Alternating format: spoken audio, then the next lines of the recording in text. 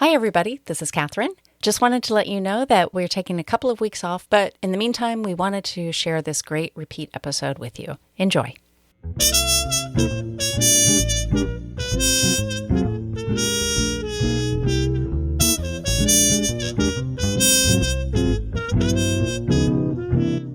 Hey, everybody. Welcome back to the Watchung Booksellers Podcast, where we bring you conversations from our bookstore's rich community of book professionals who talk about what they do for the love of books. Thanks for joining us. I'm Kathryn, and I'm here with my co-producer, Marnie. Hey, Marnie. Hi, Kathryn. And today, our conversationalists are discussing historical fiction. That's right. Our guests today are Laurie, Lico, Albanese, and Anastasia, Rubis, who talk about the historical fiction genre, as well as their focus in writing characters that bring forgotten women back from the margin. It's another of our very informative talks with expert writers, or as Stacy says, we're at Watchung University. And after hearing this talk, I realized how much historical fiction I've read and how wonderful this genre is. It's really a great way to learn something without getting stuck in a textbook or really doing a deep, deep dive into a 700-page tome, by David McCullough or something like that. Yeah. So it's actually a great way to learn something and be entertained. But first, Marnie, do you have any books you want to recommend? Well, I'm going to go ahead and recommend Marcy Dermansky's newest book, Hot Air. It actually comes out today. And Kathryn and I both read it and loved it. So we want to recommend that you read her book and come to her talk. Yeah, it's on Thursday night at 7 o'clock in the kids' room. And I liked it so much, I wrote a nice little blurb for Indie Next. And it's an Indie Next pick in April. So you'll get to see my blurb when you pop in the store. Great. Well, let's go to Laurie and Stacy's conversation.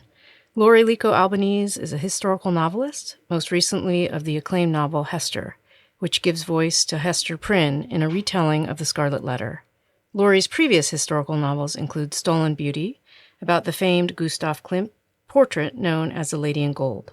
She lives in Montclair with her husband, where they raise their 2 grown children.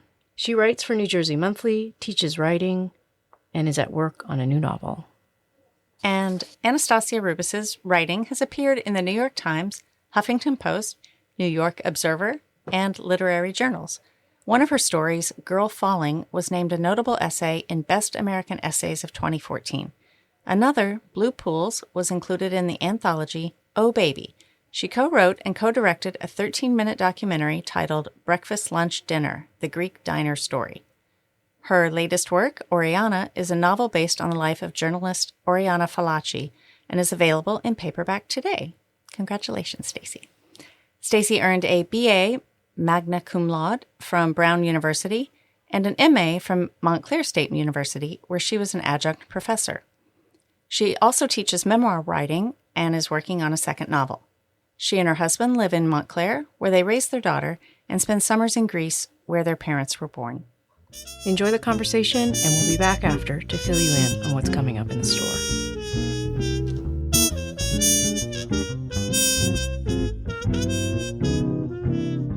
Oh, hey. Good morning, Stacy. Good morning, Laurie. So good to be here in Watchung Booksellers. So good. Aren't we lucky to have this place as our place? Ugh, we're so lucky. I mean, how did you first find Watchung Booksellers? Oh, Watchung Booksellers was here when I moved back in the last century. I think I moved here. I remember when it was just a little tiny store on the second floor in Watchung Plaza when I first came here, and Margot started out so small and modest, and now look at what she has going on here. It's incredible. It's amazing. It's such a center of, for me, cultural life in the town. When I first came here, I was drawn to readings by people like you, Laurie Lico Albanese, and Alice Elliott Dark, Christina Baker Klein. Yes. And, also the late Louise DeSalvo and the memoir book group that she ran. And for me, it really was like Watchung University, and also seeing people like you and women like you who are actually writing and publishing novels is the reason that I realized that I could do it too. Oh, that's amazing. You were total role models. Yeah, that's amazing. Yep. And, we came to Montclair because it's a book town, because my husband's in publishing. And this is a place where there are so many people who are in publishing, so many writers, so many editors. So true. And I love this town for that true. reason. And people think they have to be in Manhattan. Well, you don't. You don't. You don't have to be in Brooklyn either. You can be in Montclair. That's right. Yeah. So today we're here to talk about historical fiction, writing historical fiction, maybe a little bit about reading historical fiction. And I don't know, why don't we start by saying, what is historical fiction? Yeah. It's a really good question. For me, it's always been associated with a real historical event or people that are in a novel. But I know that you have a slightly wider definition of it. Well, I've been thinking about it, and I always said that it was anything written 50 years before now. Although I suppose a coming of age or something like an Elena Ferrante, that isn't really historical fiction. But otherwise, I think the combination of 50 years in the past plus set in a different historical setting than the one we're in now, and therein brings you to historical fiction. Right. And I think also like a blending of truth and fiction. But both of us, interestingly, chose to write about real people. Yeah, and women's stories too. And women's stories. Yes. So in my novel, Oriana, which is a novel of Oriana Fallaci, I wrote about a trailblazing female journalist who was a role model for Barbara Walters and Christiane Amanpour. And besides her gutsy career in the 60s and 70s, she also had a great love story and a great lifetime regret.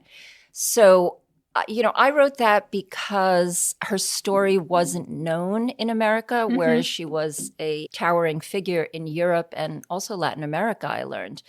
And that's what brought me to write about a real person, which is this woman had lived a great life story, and yet we don't know it. How about you with Well, so I thought I would mention two of my books, Stolen Beauty, which is about the portrait of Adele Bloch-Bauer.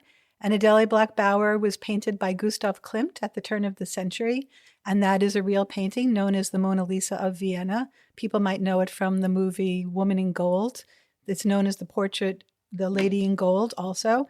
So I wrote about the creation of that painting and what was known and what was not known about the creation of that painting, including the fact that perhaps Adele Bloch-Bauer and Gustav Klimt had a love affair, which was really fun. So that was my imagined part, which we'll talk about a little bit later.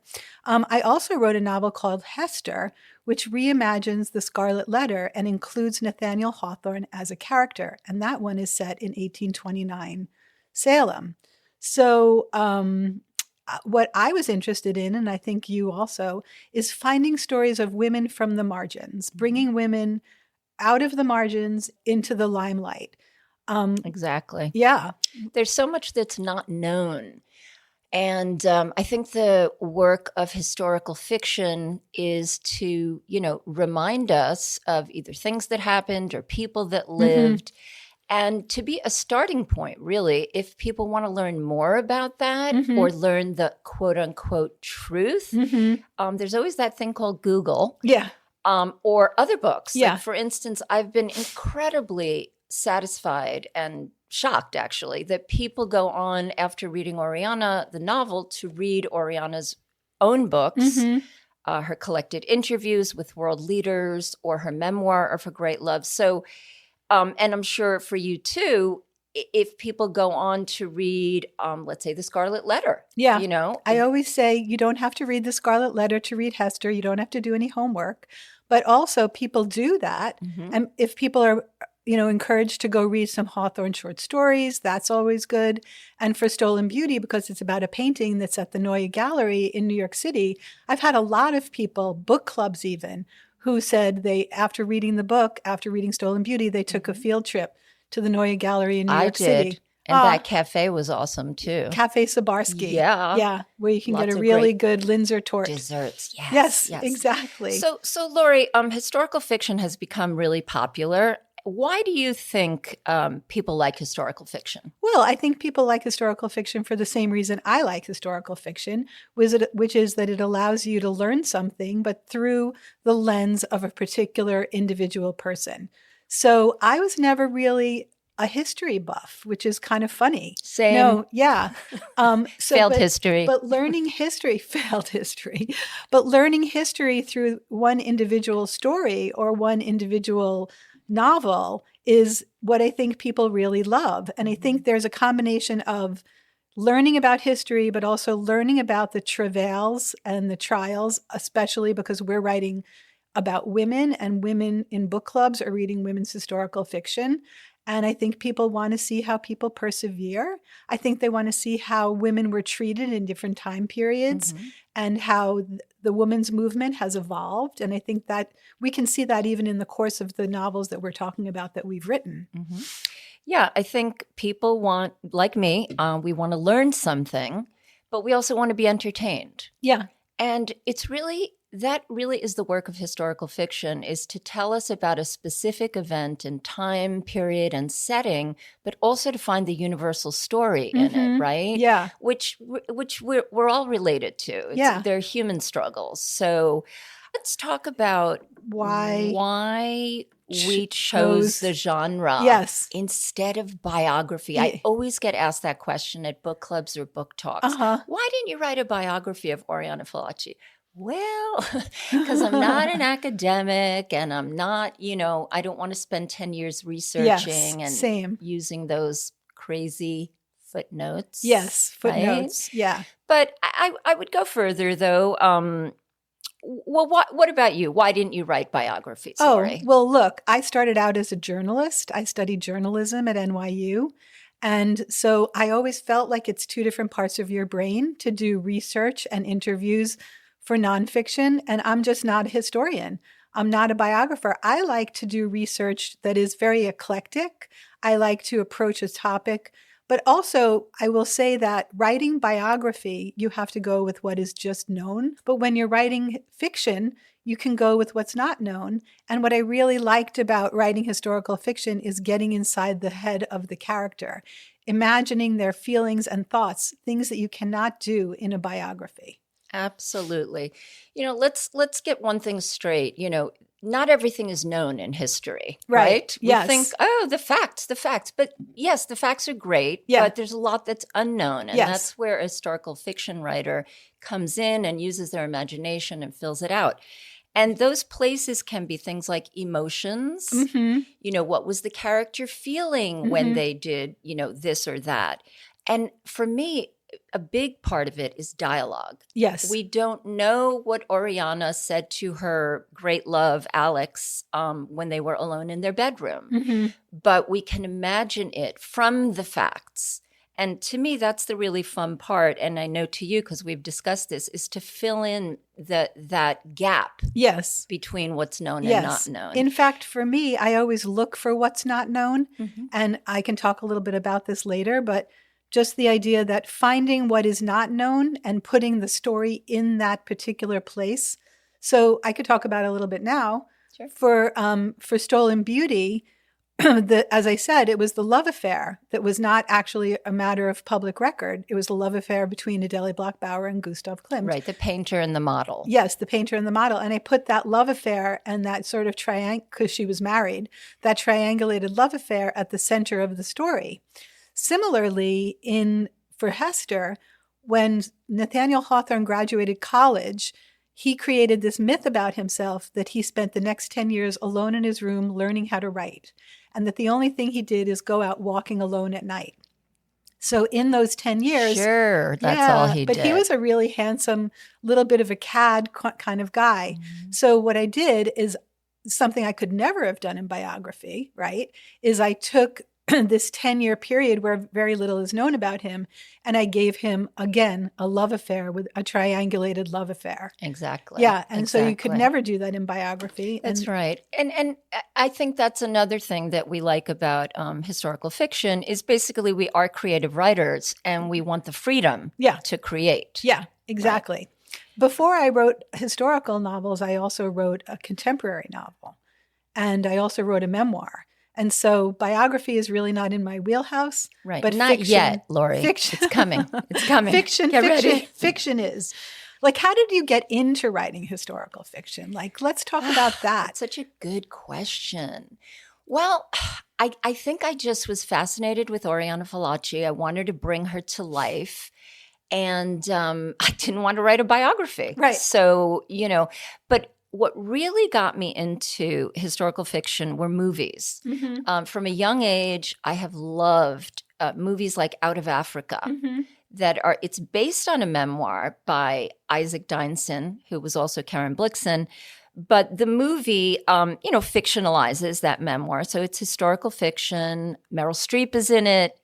What's wrong with that? Robert Redford. Yeah. So it really influenced me as a young girl. Also Reds, which was right. done by Warren Beatty. Yeah. And, it was about two Americans who got involved in the Russian Revolution. Yeah.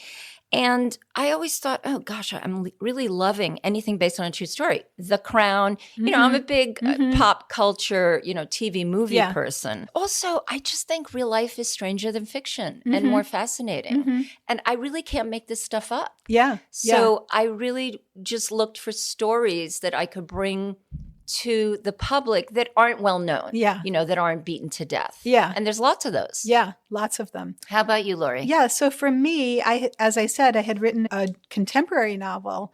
And then I have a really good friend, a very close friend, Laura Marowitz, who's an art historian. And Laura and I decided to write a book together. And that was my first historical novel. And that's called The Miracles of Prato. And it's about Fra Filippo Lippi and his creation of a fresco in Prato, Italy. So for me, I was writing contemporary fiction. I had written a contemporary novel, and I had this really amazing opportunity to work with a dear friend who helped me with a lot of the research. And she really, I will say, Laura, who is a historian, showed me how to do the research, showed me how to find out about the milieu of a character. Mm-hmm. And so it was really a combination of Laura, and then if we wanted to talk about books that inspired us, I had read Girl with a Pearl Earring, the Tracy Chevalier, and that, of course, traces the creation of the Vermeer painting Girl with the Pearl Earring. And the idea that you could tell the story of a painting through a fictional lens was so intriguing to me that that's what I did with Miracles of Prato, and then that's, of course, what I did with Stolen Beauty. So it was really reading historical fiction. And I feel like Girl with a Pearl Earring, we've talked about it. You also felt influenced by that book.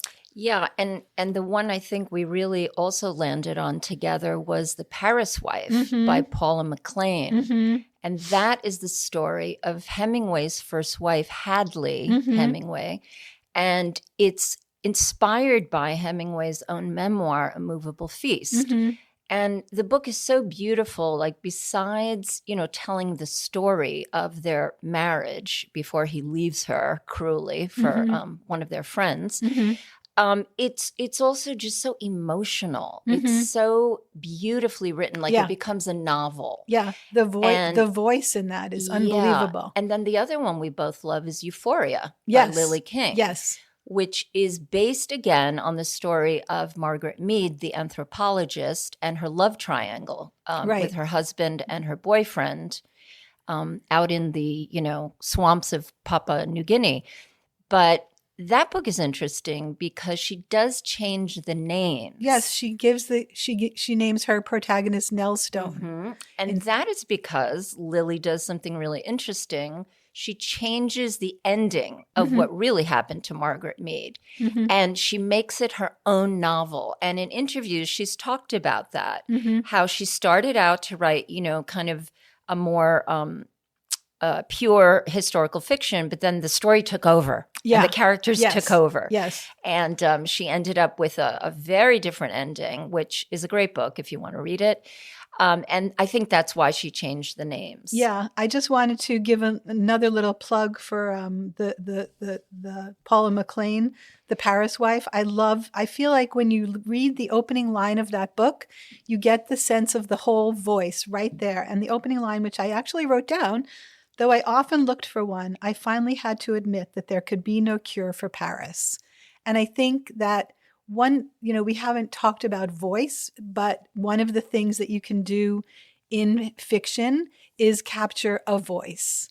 and in those those couple of books that we just mentioned, especially Euphoria and especially The Paris Wife, those authors really capture a voice. Okay, one more book that inspired us both is Orphan Train, of course, by the local, used to be, Christina Baker Klein.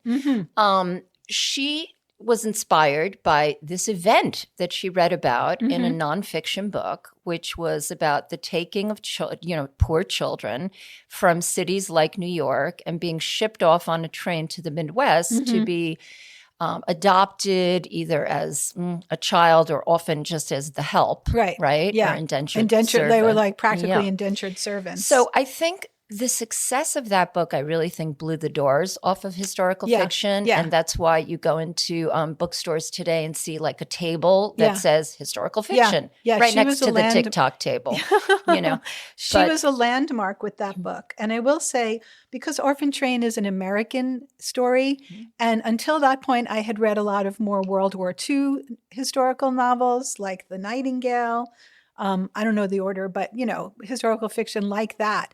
And then Christina came along and she wrote this American-based story. And that really inspired me when I was coming up with my idea for Hester, which is that I wanted to write a story about America. And so what I did is I asked myself about America's first historical novel, which happens to have been The Scarlet Letter.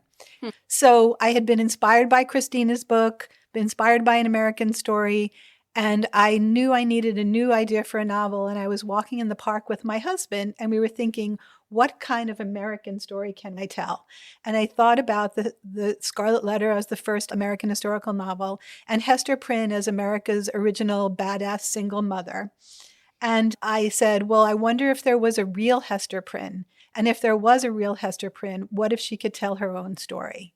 And that's how I got inspired to write Hester, starting off from Christina's book, Orphan Train. Amazing. One woman who writes a lot of historical fiction, and they do feature women who are little known, is Marie Benedict. And recently I read The Personal Librarian. Great book.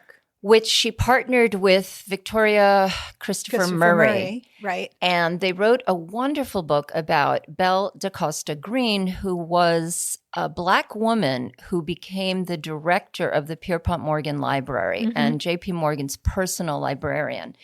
And that is a great book because, again, it takes somebody out of the margins, somebody we really have forgotten about or never knew about in the first place. And it tells us this amazing story of a strong, bold, assertive woman, a woman of influence that we should know about. And Marie Benedict does that a lot. Yes, she wrote one about The Other Einstein. Yep, The Other Einstein is about Einstein's wife, who apparently was a brilliant genius as well. She wrote The Only Woman in the Room, that is about Hedy Lamarr, who was a famous actress, but also, unbeknownst to us, she was some kind of, scientific genius that created something, which I forget what, because I'm not a science person. And I'll also mention one of my favorites is Rodham by Curtis Sittenfeld. Yeah. That is such a fun book. She takes Hillary Rodham Clinton's life, and she imagines what it would be like if Hillary did not marry Bill. Yeah. So she does change things. And, one of the questions in historical fiction is, can you change things up? Yeah. Is that okay? Yeah. And I think it is, right, Laurie? Yeah. I mean, I think that we've both done it a little bit. Now, thinking about retellings, which is one of the things I've done with Hester, I loved James by Percival Everett. Right. And I was also influenced by The Wide Sargasso Sea by Jean Rhys, which is a retelling of Jane Eyre, looking at it from a colonialist structurist point of view. And so I think that a lot of authors do change the narrative. One of the books that I think about is Colson Whitehead, The Underground Railroad, where, of course, he actually makes the metaphor come alive, and there are railroads underground. And I remember reading that or hearing him in an interview say that he just didn't want to have to do the research. So he kind of decided he would invent instead, which I think is probably shorthand. Maybe he said a lot more than that. But that's funny. Yes, I mean, if Colson Whitehead can do it, then anyone can do it. That's right. We give permission. Right. Let's talk about research because everybody has to research, even if you're writing a fiction book and let's say you're talking about a gynecologist. You have to you have to research what does a gynecologist do. But in historical fiction, we have to research a lot more. Yeah. So how did you do your research? What's your favorite part of research, Laurie? Oh, well, my favorite part of research is the travel. So we cleverly set our books in Europe, both of us, right? Yeah. I wrote a book set in Italy. I wrote a book set in Vienna. And of course, I had to go to Prato and Florence when I was working on The Miracles of Prato. You poor thing. Yeah, it was terrible. The gelato. And, going to Vienna and seeing where Gustav Klimt painted, seeing where Adele Blackbauer lived. I mean, I think you have to be able to make your character walk down the street, right? Mm-hmm. And to the extent that you can go to the cities and see what they were, and we're lucky because in Europe, so much has not changed. Like I was able to walk past the house where Adele Blackbauer lived in 1907, and it's still there. That's cool. Interestingly, the house where Adele Blackbauer lived was taken over by the Nazis, which I write about in my book, and they had the train offices in that building, the trains that the Nazis used. They ran them from her very home. But we were able to go and see that. But of course, a lot of other beautiful things. I went to Lake Attersee, where Klimt summered and where he painted all of his landscapes. And I was able to go visit the house and go into the room where he slept and look out the window and sit in his rowboat. Klimt liked to go rowing on Lake Attersee, and I was able to sit in his rowboat. So some of those experiences, I mean, that's not even talking about the research I did for Hester, but I'm going to throw it back to you to talk about Oriana. Okay, so research is fun because basically it means you're not writing the hard stuff. How did I forget about travel? That is the most fun part. I had to suffer and go to Florence to research Oriana. That's where she was from. And her great love was from Greece, which is a country I know well since my parents are from there. So some Greek research was done. But, there's other kinds of research, of course, that goes into historical fiction. You read anything you can get your hands on, memoirs, biographies, other books by the person. But the most fun really I had researching, besides eating truffle pasta in Florence, was going to Boston University, where they have her archives. And, you put on white gloves and you start going through letters and manuscripts. And the best part was that they had Oriana Fallaci's original tape cassettes of when she interviewed, every single world leader that mattered in the 60s, 70s, and 80s. And, so you put on headphones and you're listening to her talk to Golda Meir or Henry Kissinger, and you're hearing her voice, and you can tell that she smokes like a fiend, and her pointed questions and her assertiveness, and you're getting the person. So I was able to do that, of course, because she was a 20th century figure. Yeah. How do you decide, Laurie, what to include and not include from your research? I just wanted to mention, you're talking about archives. One of the things that I was able to do for Hester is I was able to go to the New York Public Library and access the Salem Gazette, which was a weekly newspaper published in Salem. And I read all the issues of the Salem Gazette from like 1828 and 1829. And because the novel is set in what was actually the wealthiest city in the world at the time in 1829, I was able to see all the shipping records, what's coming in off the ships, what's being brought into the stores, what they're writing about and thinking about in that time period. So reading, I was not able to listen to recordings like you were, but reading the periodicals from the time period in which the story takes place was one of the best ways to help me bring a story alive. Cool. Yeah. So let's talk about, because, we can research to death, right? Yeah. And I'm in that position right now with a second novel, too much research. But how do you decide, what to include and what to leave out? How do you avoid the dread information dump? The dreaded information dump. Yeah. Well, this goes back to that question of why write fiction instead of nonfiction.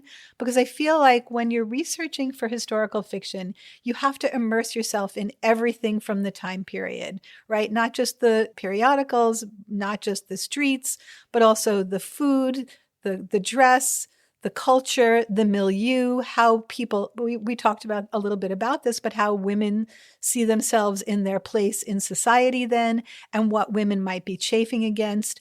And so I think that all of the research sort of has to fall to the background, right?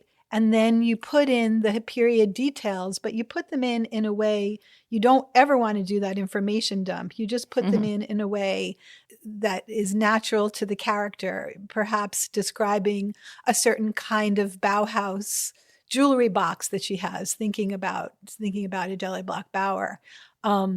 And food is a good one. I think we've talked about that also.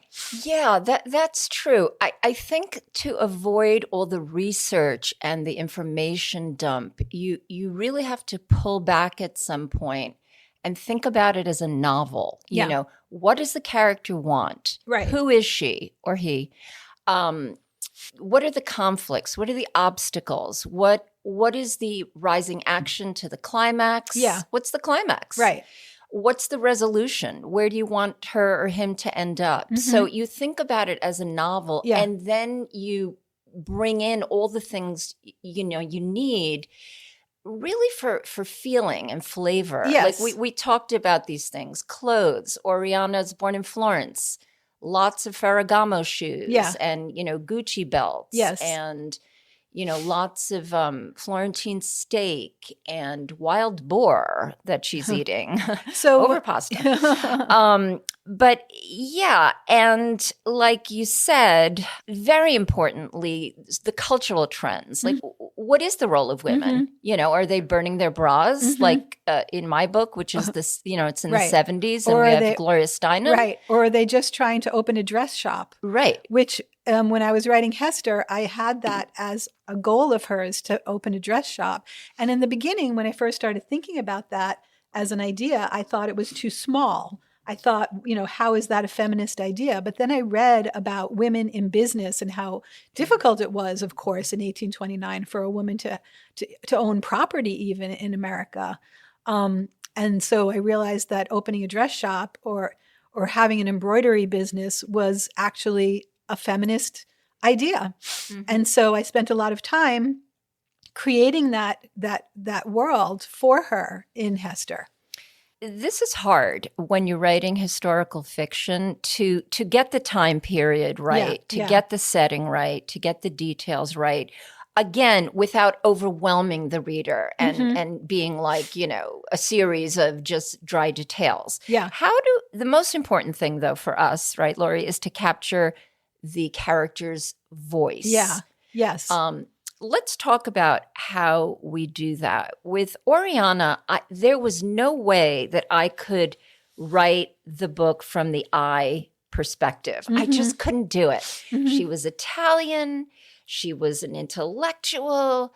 She was tougher than I was, more assertive. Well, you did a great job of capturing her assertive voice. But I couldn't do it in I. So yeah, you couldn't do first in person. She. Yeah. But I did close third person, which to me was like I, but it gave me a little psychological distance where I didn't have to convince myself that I was an Italian woman born poor in 1929 Florence. Yeah.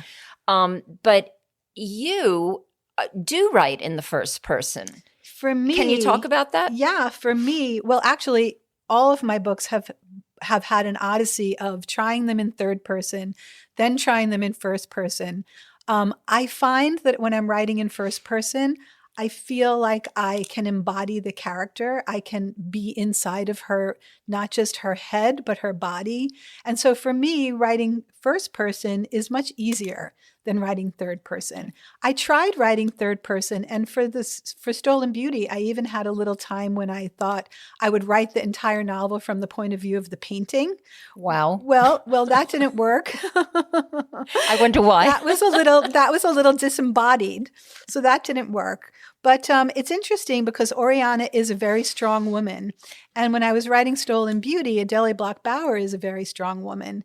And so I had written her in first person, and she was a very arrogant person. It's okay. Right. One of my first edits from my agent was that I had to make Adele Black-Bauer more likable. Mm. So I had to think about this. I had to think, and the first person allowed me to do this in a way that third person I don't think would have, which is that I was able to think about a person who's difficult or arrogant doesn't think of themselves as difficult or arrogant. So in order to tone her down, I had to think about how she thinks about herself. And I think I know what you mean, and that whole likable question. Grr. But why do women have to be likable anyway? They don't. Olive Kitteridge. But by going into their inner lives is what makes them likable. Yeah. And that's our job as historical fiction writers, because everybody who's strong, everybody who's assertive, they have some questions, they have some doubts, they have vulnerabilities, and it's our job to bring those out, So whether you're writing in first person or close third, that's your job, is to make them fully human. Yeah. Right? When I was trying to make Adele Black-Bauer more likable was when Hillary was running for president. And I thought about, people were saying terrible things about her. And I thought, she doesn't think of herself that way. And so I used Hillary literally as a model to help me think about how Adele Black-Bauer might think about herself and how people might look at a strong woman in a negative, and how that really has no true reflection on the character herself. Mm-hmm. Yeah. So when you write a historical novel, what do you want readers to take away? I said earlier that for me, it's not the final word on the subject or the event or the person, but I am trying to say, hey, look at this. This is a story or a person that we've forgotten about or we don't know much about. Yeah. And for me, it's a first step. I'm hoping readers will go on with curiosity to Google, to read more. So basically, I'm hoping they'll be inspired. Oh, inspiration was going to be what I was going to say. Well, take it away. Well, I mean, I think when people read historical fiction, this goes back to the question is why it's so popular, is because we're seeing about women who triumph. We're being inspired by women who triumph. And when I think about what I want readers to take away from my books, I want them to have been entertained, but I also I want them to have been inspired. Right. And, you must get letters from readers, right? Who say emails. Yes. Nobody writes letters, emails. You must get emails from readers who say how they were inspired. Absolutely. By your character, by what you did in the book. Yeah. Yes. And that is so true. It's historical fiction, of course, is not only about women, but we happen to be women. We've written about women. It's a myth that women are not strong or that they're not brave or that they didn't do something and make a contribution to the world. So we're basically debunking the myth. Yep. And people are surprised and pleased and inspired. Like, wow, I didn't know that. Right. I think my next read in historical fiction is going to be Colm Tobin's The Master. Oh, I loved that book. I didn't read it yet, and it's about Henry James and his inner life. And I've loved Henry James's book, so I do want to read that book. I do tend to read books by and about women. Yeah. But I'm going to enlarge, my mind. Yeah. Open up my mind. Yeah. What about you, Laurie? What historical fiction are you reading or do you want to read? Oh, well, right now I'm finishing up The Women, which we should talk about a little bit. Yes, let's. Because you read it also, right? And what an amazing job Kristen Hanna does with that book. That character, Frankie, her character arc is so strong.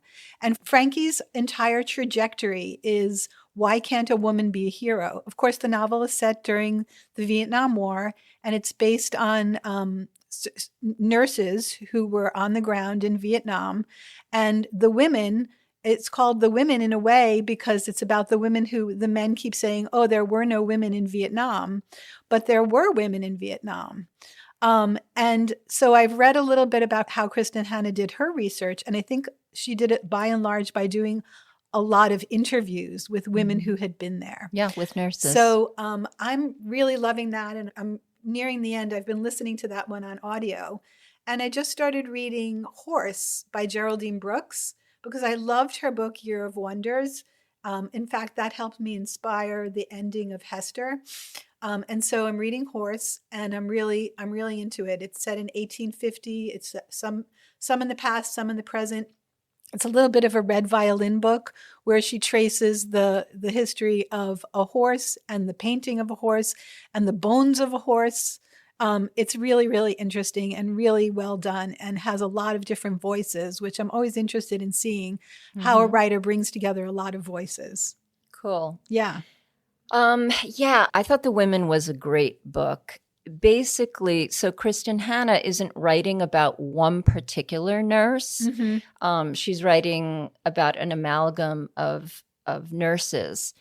And the period detail in that book that made it come alive, everything from the music that soldiers and surgeons and nurses were listening to their clothing. You know, she's always in her free time showing up in cutoffs and halters, you know, from the 60s and 70s. And then when she goes home, there's a lot of good 70s bell-bottom references and sideburns. Yes. And of course, you know, the incredible details about being a nurse in surgery during the war. I mean, those really knocked me over. Yeah, and she follows the PTSD. Yep. The PTSD that Frankie, the main character, has. Yeah, I really did not expect to like that book as much as I did, but that's a star for me. Yeah. I read Jackie by Dawn Tripp, and I thought I had read enough Kennedy books, but that was a good one. To me, it's very brave to write about Jackie Kennedy in the I perspective. Yes. Like, wow. She even has a scene where John Kennedy is dead. You know, he's been assassinated, and she has a scene from his perspective in the third person, thank goodness. But I learned some things from that book. So I thought that was a good one. She also wrote Georgia, about Georgia O'Keeffe, which is very vivid in my mind still. Yep. And you know, I want to tie historical fiction books to what I think of as historical fiction movies, which, of course, or TV, The Crown, you know, Oppenheimer. There's a great movie called Lee about Lee Miller, the photojournalist who went into the concentration camps and photographed World War II basically from a woman's perspective. So, you know, I love this crossover between, you know, everything based on a true story. I'll watch or read anything based on a true story. Regarding other books, what other types of fiction or nonfiction are you reading? Oh, well, right now, actually, I was thinking of reading the new, is it Curtis Sittenfeld? Right? Show, Don't Tell. So good. Short stories. So really good. I literally was reading that last night. Okay. It's so readable. I love her style. It's just so unadorned. It's so direct, and it's funny, but it's true. Really great. Yeah. I'm really enjoying it. I read Intermezzo by Sally Rooney. I thought that was really great. I enjoyed that one a lot. Oh, you know what I just read? I just read All Fours by Miranda July. Oh, yes. All Fours. Yeah. That's a good one for book club. Yeah. To chat about with women. Yes. I've had a lot of good discussions about that book.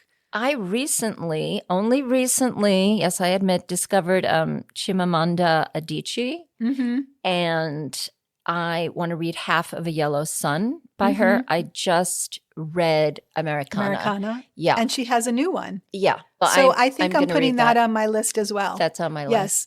And looking to the future, I'm really looking forward to reading my friend Sarah Penner's book called The Amalfi Coast, which is coming out in the spring. She wrote The Lost Apothecary, which was a very magical book. And this one is set in Italy off the Amalfi Coast. And she talks about witches, and I think there's like enchantment in there. She probably had to suffer by going and traveling to the Amalfi Coast. She and did doing have to research. suffer going to the Amalfi Coast. Exactly. Yeah. Yeah. What else? Oh, anything. I'm waiting for the next Elizabeth Strout or I Anne love Patchett, her. please. Love them. Two favorite writers. Me too. You Me know, too. I know We know, have a lot of similar tastes. Well, Laurie, we're friends. Right. Hello, confession. We often go swimming together, and we're probably going to do that right after this podcast. Yes. But we go swimming and we talk about, writing and where we're stuck, and we commiserate, but we also brainstorm. Yes. And, Laurie will say something like, I'm up to the love story now. And, or I'll say, I don't know what my character wants, and then we'll brainstorm. And then we'll swim a little bit. Yeah. And it's a better day somehow. Yes, right? it is. Yeah. It is. We're lucky to have each other, and we're lucky to have this community. Yeah. Thank you. Thank you. Oh, that was fun. Yeah. See? That was really It was fun. All right, let's go get coffee and take a swim. The time went fast. Thank you, Laurie and Stacy, for being on the podcast. We can't wait to read what you write next. Listeners, be sure to pick up Laurie's Hester and Stolen Beauty and Stacy's Oriana, available in paperback today. And you can find links to their books and all the books they've talked about in our show notes and at watchungbooksellers.com. This week, we've got 2 great events at the store you'll want to check out. On Wednesday, March 19th, we welcome best-selling author Ben Wallace to launch his new book, The Mysterious Mr. Nakamoto, a 15-year quest to unmask the secret genius behind crypto. He'll be talking with Jason Tanz, author and former podcast guest from episode 3. And the following night, Thursday, March 20th, we welcome Marcy Domansky for the release of her latest novel, Hot Air. She's going to be talking with author Laura Sims, who was a guest on episode 7. Come on out for both of these. They're going to be great talks. You can find out details and register for all of our events in our newsletter, show notes, or at watchungbooksellers.com. The Watchung Booksellers Podcast is produced by Kathryn Counsell and Marnie Jessup, and it's recorded at Watchung Booksellers in Montclair, New Jersey. The show is edited by Kathryn Counsell, and original music is composed and performed by Violet Mujica. Art and design and social media by Evelyn Moulton. Research and show notes by Caroline Shurtleff. Thank you to the staff at Watchung Booksellers and the Kids Room for all their hard work and love of books. And thank you for listening. If you enjoy the show, please like, follow, and share it. You can follow us on social media at Watchung Booksellers. And if you have any questions or ideas, you can reach us at wbpodcast@watchungbooksellers.com. We'll see you next time. Until then, for the love of books, keep reading.